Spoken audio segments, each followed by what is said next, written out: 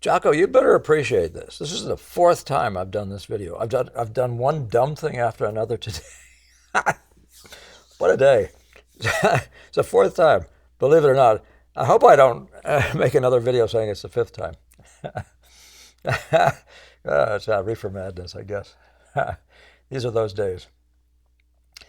Uh, Before I address Jocko's question, I wanted to thank Theodora for another repeat donation, and Anonymous S, and then Jocko yourself. And thank you, Jocko, for your comment. I figured I ought to put my money where my mouth is.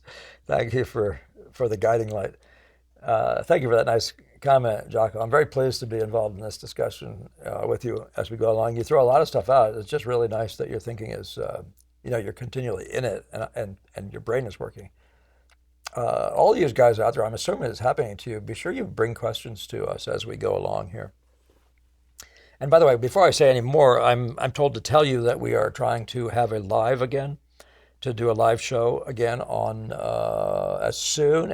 I'm thinking by the end of this month, maybe at the rate we're building up, but maybe in March. But as soon as we're up to 2,500 subscribers, we're now at 2,350.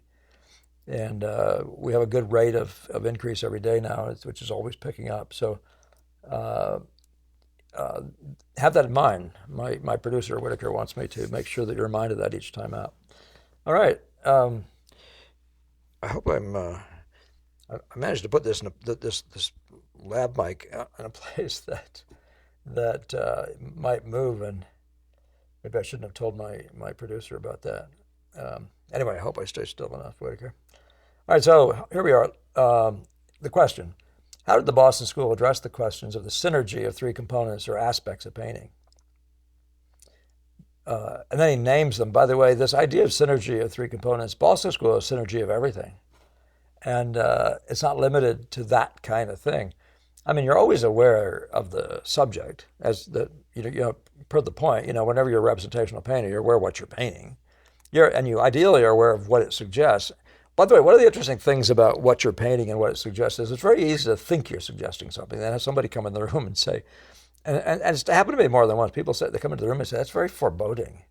And I'm talking about, you're just painting some sunlight. That's very foreboding. I'm not sure I like that thing. I don't know what that is coming through, but it pays to be very objective about your own work and watch. If you don't mean something, make sure you're watching as if you were, the outsider, the viewer. So in case you didn't mean something, it's coming. You'll be aware of what is coming through. But I love that idea. So when somebody says they like a picture, I want to know what they like. Tell me what you like, so I can see how it relates to what I was trying to do, and to what I liked, in nature, and see how they correlate. It's an interesting discussion. I mean, people sometimes take it to mean you just want to talk about yourself, but it's not my issue. I don't have that. I don't need to talk about myself. I'm very pleased with where I am, and I don't mean that in the satisfied way as much as the fact that we're on I'm good with change, and I'm good with evolution, development. So I don't feel like I have to sort of protect turf or anything like that.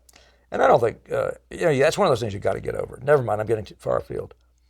But every representational painter has subject. He's aware of the subject, and he should be aware of the mood it suggests.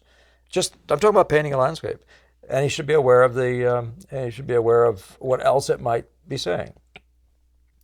So, but our subject matter is very limited. We're not painting the death of Caesar or Icarus, being flaming out, in the sun, or whoever it was that did that, whichever that was, it Daedalus or was it Icarus? So we're not. These are, you think of the Dutch and you think of innocuous little, we call it genre, actually. We call it that because the subject is inconsequential. It's a local family thing, a pleasant meal, this or that, and with no grand meeting. There are a number of people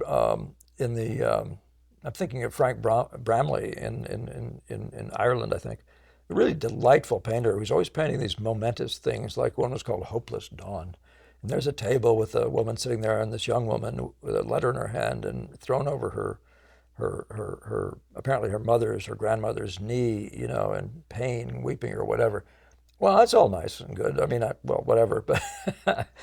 But to an impressionist, the primary job isn't a storytelling slash illustrative job. It happens to have that in a picture. It's inevitable, but it's not the point of a picture. The point is to find the visual music, the delight, the symphony. That is that thing that happens. Well, let's put it this way: it happens as the music before the words are there, right? So I think of illustration and all that stuff as being songs. In other words, there's this song, there's this tune, there's this ditty, there's this thing you're saying, and the music just supports it. And a lot of people think of painting that way. I don't. I actually think that painting as a form is primarily music. Its job is to be effective at giving delight to the color, light, form world, the world of the eye. And the interplay of those things, of which really Degas is probably foremost, as you've seen in my recent blog, at grasping, But I've come a long way from there. I started out like everybody else, but told you this before, with a sort of a heavy burden of saying something important. Gamble never got over that. It was his thing to say. Oh, by the way, I don't think it was Gamble trying to say something important, but he often did things that have a great sense of seriousness about them in that way, in a subject way. Anyway, so the synergy of the three components that you want to talk about, Jocko, were subject, illustrative design. And I do think that you mean by that storytelling design. So I could talk about that. Now I'm going to show you pictures about all this stuff. But illustrative design, I think, means, and I tell you to my students in composition classes I don't present that. That's not my good job there. That's a thing you should learn, though. But lots of illustrators have had plenty to say. And I think of the famous artist courses and things like that about the what would you call it, the way of arranging figures to tell your story, and the point of the story, that moment in the story you want to nail right just before the sword falls or whatever it is, just that moment of greatest tension. You see that in the Ang, when the guy's coming around the corner, he's going to run people through. But there's these moments, that people are always looking for. That's subject-oriented, and the domination of the subject. Or at least, by the way, but you don't have to be dominated. You can do that and tell a good story and not be dominated by that. You can actually still and plenty of people do, and frequently, Jerome being one of them, does. I think Leighton, maybe even more to the point, actually, is so frequently just flat pleasing in the purely visual way. And sometimes not so much, but often. But the design, organizing things to tell the story, that's one of the things that people mean. Like if you have groups, try to have a big group, a little group, all that sort of stuff. So that's the organization of subject matter. So the figure grouping. But we, the Boston School guys, we are still life people, and we set still lives up with that element in mind, which is part of what figure grouping is a storytelling element, but in our case, primarily a visual element where you're trying to get the objects to be three different sizes and to create a new phenomena by the combination of the three that's more intriguing than it was a minute ago, right? And that's the stuff that I'm trying to convey much more than this discussion about what's important to write about. So we've been there before. All right, and it's still in my mind, I guess. And then this idea of decorative colors. Now, decorative is a funny word, but colors that go well together, that's another story. So I don't know the synergy between them. It's always there. Your pictures are the colors are always supposed to go together. If you're a designer, if you're doing an illustration, the stuff should be the right color for if you're painting somebody a cardinal, then you have a red thing on, and then the color scheme somehow evolves from that and relates to that red thing that you're forced to put on him. Then we have but to combine them, the subject, illustrative design, subject and design, I've sort of shown you how that combines. And then the decorative colors, that's just, to me, it's to an impressionist, the Boston School guy, and that's what you're asking about. Those are the colors that sing together, that set each other off, as Degas would put it. And that sort of mindset, a color scheme. But color schemes are always there. And a color scheme is always decorative, if you know what I mean. Okay, and that's maybe only what you mean, but a color scheme is always decorative. And if you don't make a decorative color scheme, well, that's too bad. That means you're missing part of the game. You're not in the game in one way. So, yeah. The one thing that's puzzling, not puzzling, but I don't know if there's a puzzling thing. I think I'm answering your question. I'm hoping I'm getting around to what you're saying. So let's just look at pictures. So here we are with, we're now looking at Chardin. And remember, Chardin is this guy it was a major model. He was held up as a paradigm for the students at the museum school, say, and certainly for us studying with Gamel out of that background. And we were given the quote from Reynolds that a person who can paint a still life can paint anything. And so you see that in these pictures here, you can see all the necessity of organizing stuff, if you want to say, in an illustrative way, right? And I say meaning just nice groupings, and it sort of feels like the way they might have sat on the table, that sort of thing, right? And yet you see Chardin is actually intriguing us with the display, the interplay, and the spotting of colors. An interplay of values, colors, interrelating with each other, and then so he's always being visually fun. And yeah, man, there's a sense of a story. Take the one on the bottom right in particular. Well, you see the ones above them through the butcher shop almost. Somebody's about to make some dinner maybe, or something's going on. There's the crock pot and some other stuff. There's always looking like a kitchen table. The Bottigoni, remember Velasquez and the Bottigonis, the kitchen pictures. There's 3 or 4 of those. This is sort of in that category without people in them. But they're very evocative. I really like this idea of doing a still life that evokes the presence of humans, right? The man was just there. Somebody was saying to me once, they really would love it if there's some. I was looking at the slopes, driving with somebody, the slopes of California, and they said, I wish there weren't so many buildings on that hillside. And I said, are you kidding? And they're all red top, these beautiful red top buildings. I said, this place would be a bore if you didn't have those red tops and white walled buildings, that come out of the Mexican influence, Spanish. And so it's one of those funny things. But I love that in a still life, this idea of the human, that sense that somebody had just been in the room, and you see their mind. You actually have an idea. Like this, the brioche one on the bottom is clearly a person's probably just made this thing. They're having somebody over or whatever. I mean, that feeling, is in the room there still, and there's this celebration with this beautiful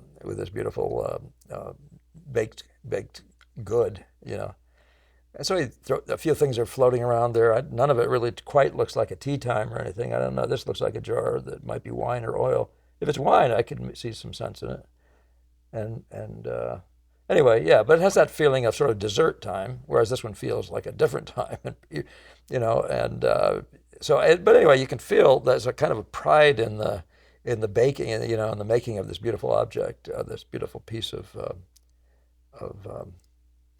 food. All right.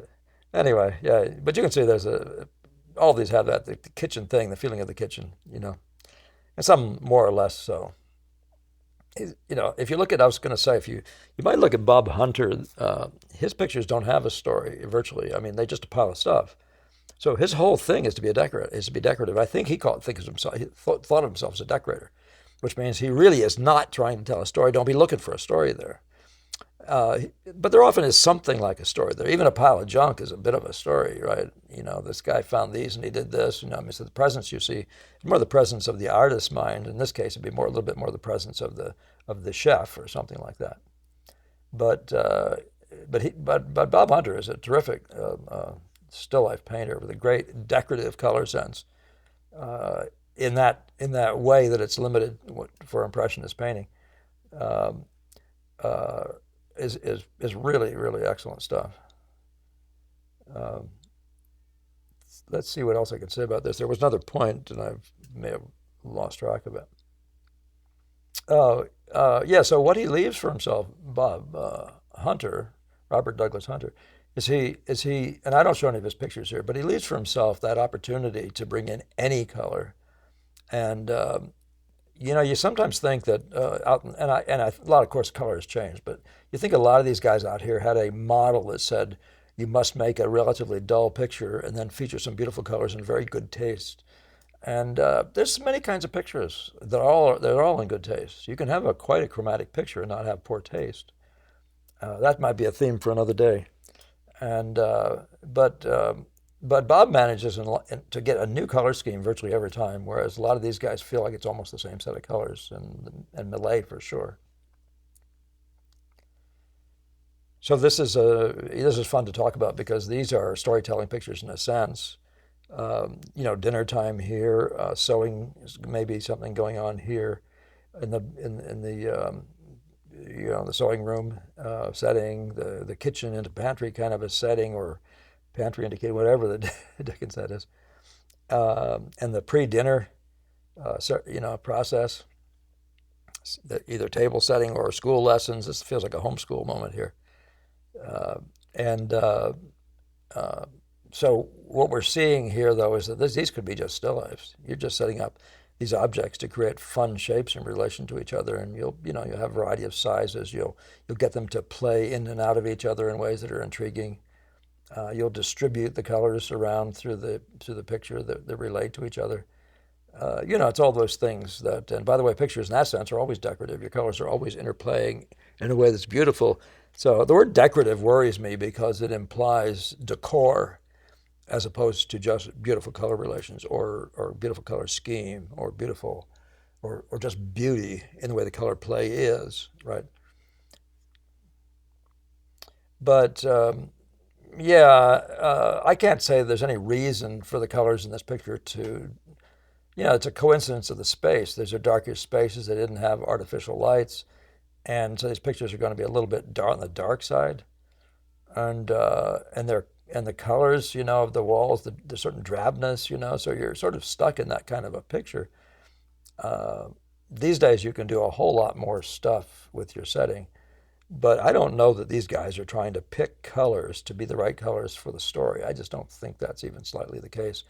And I don't think it's the case with the Boston School at all either, which you're seeing here. I have no reason to believe that the colors of these things were picked to give you a dull mood. I think the mood for an impressionist painter who's setting up a still life, as it were, in a setting is what helps them to decide what the person will be doing as opposed to the other way around. And the subject picture, I always think of that as the subject picture is always dictating everything. The subject dictates the colors, everything. Of course, the subject can have, if it's like Gerald and it's a particular architectural setting, then it may already be dictating something before you even bring figures in also.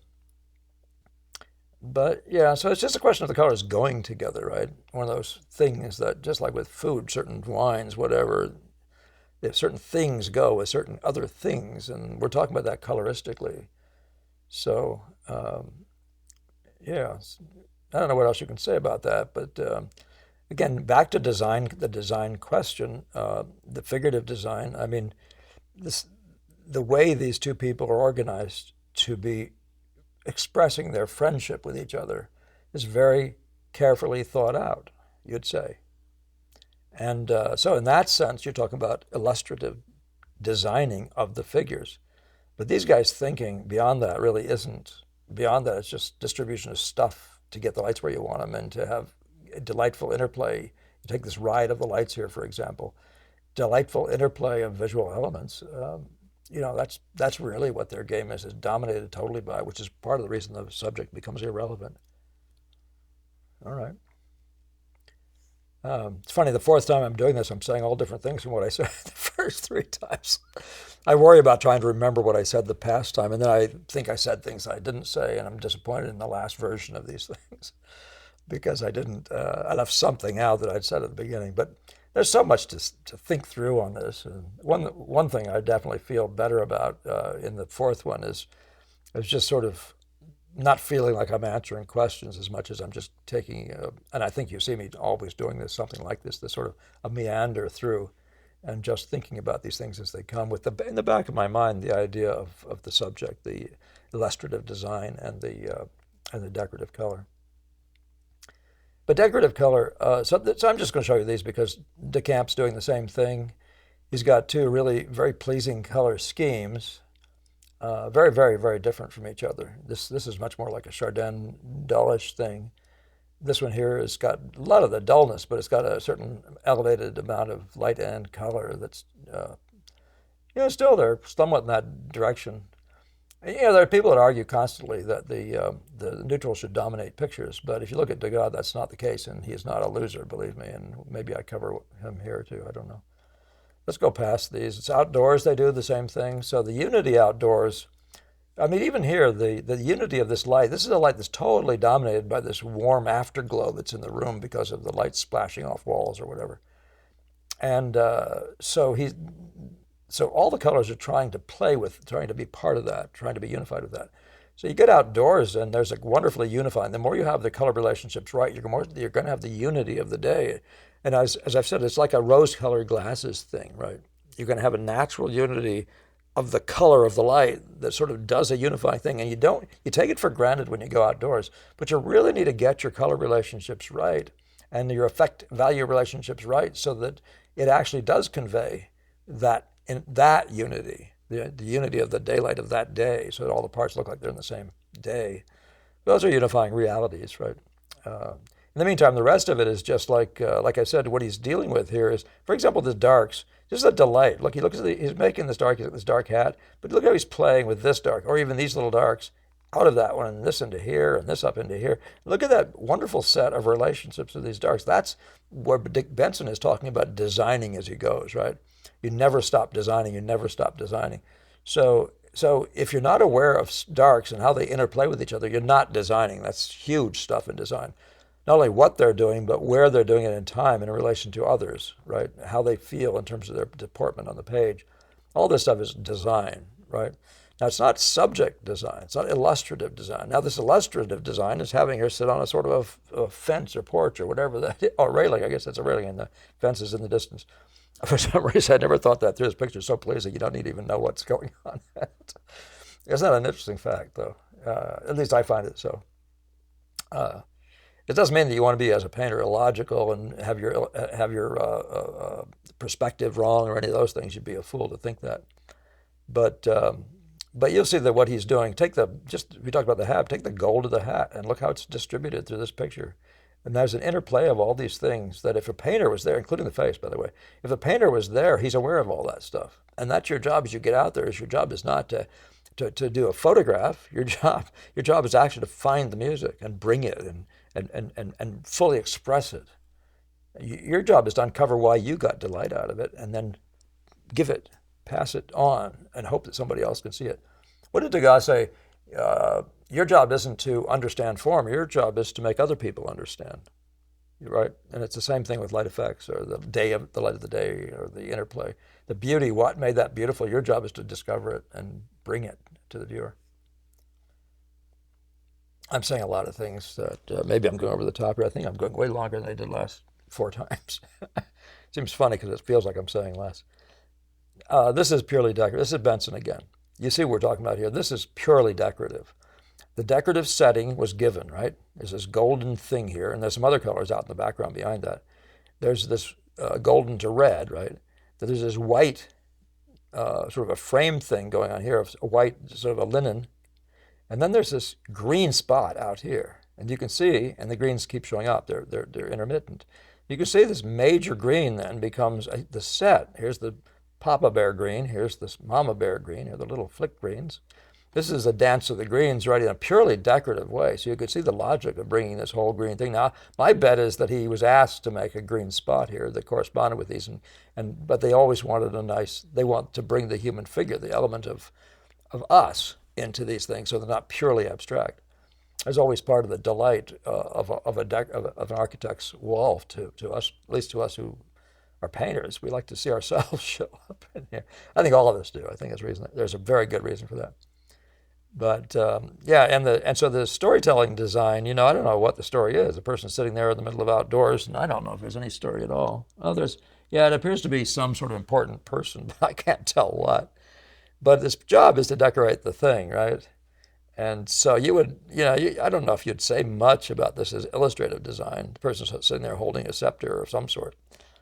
And but the rest of it is all like all this stuff here. This is all just there for the figure, for the 8-sided figure that we're working the frame, working from as a frame. I say this again: make sure you pay attention to the frame. If you don't pay attention to the wall, Puvi said the wall will spit you out. Well, if you don't pay attention to your frame, the frame will spit you out. Your placement on that page, what kind of frame it is. I'm going to show you one more picture toward the end. But in the case of the decorative painter, and this is what we call purely decorative painting. The guy is decorating a wall. The wall's already got colors. Your job is to find colors that will tie in. So he's taken this and, like a tonalist, decided this is going to be the general tonality. Let's call it the general color, and the general value of this are going to reflect these spots over here, these greens. And that's rather what he seems to have taken for an assignment. And then he paints all his red, yellow, and blues in the context of that, including what the skin becomes interplay with these guys, this red into gold thing. And in that setting of green, this becomes the white, but it's a green white because the picture is green, so it doesn't want to necessarily be this white. It doesn't have to be to succeed at being interplaying with the whites, and yet having its own character. That's the way you think when you talk decorative color, okay? The rest of color isn't, and by the way, and so you expect that, decorative color, you always expect colors, whether decorative or not, for this setting. You expect colors to set off, for example, this water to set off that face, that peachy color is being set off by the other colors around it. You expect that. Does that mean decorative? No, it just means beautiful. It just means, the interplay for pleasure, like a musical refrain, right?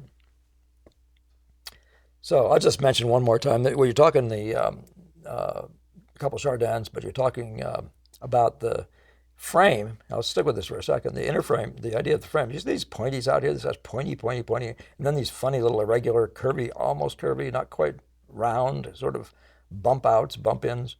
That's what he's done to the entire painting. That character. It's a pointy, all sorts of pointies.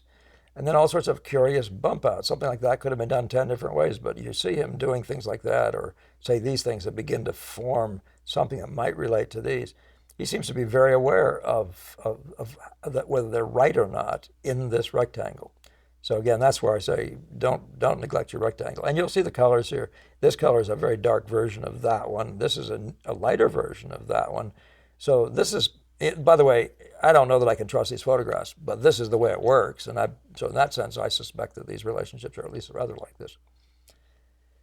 And so there's some other thing going on here, which is where he gets his blues from, that just in the whites presumably, and maybe some, who knows what's going on with that. But there's a kind of a blue. So maybe it doesn't happen out here. Maybe his job over here was actually to create a slightly different colored spot. So if the wall was yellow and the decorative line that was very dominating was red, then maybe there was a need actually for the architect to have some blue in this spot here. In the meantime, the reds and all that just tie on. That's decorative thinking, okay? And another moment, though, you might have a frame that's like this, and your job is to fit into that frame, right? So I had this big old scooping of the design. So you could say that's just decorative. It's designed to go with the frame. But in that case, everything is decorative, right? Again, the colors just go well together. I don't know if there's any reason for these colors to be particularly what they are, although in this case here, they seem to go well with the frame's color. And different people at different times in history have been very good about doing that, getting the frame to go well, getting the color of the frame, which is adjustable frequently. Or you can get a different color, gold, etc., to go well with your picture. And you want to do that when you're framing. But, I think of these two as rather formal pictures. They seem to be celebrations of the arts.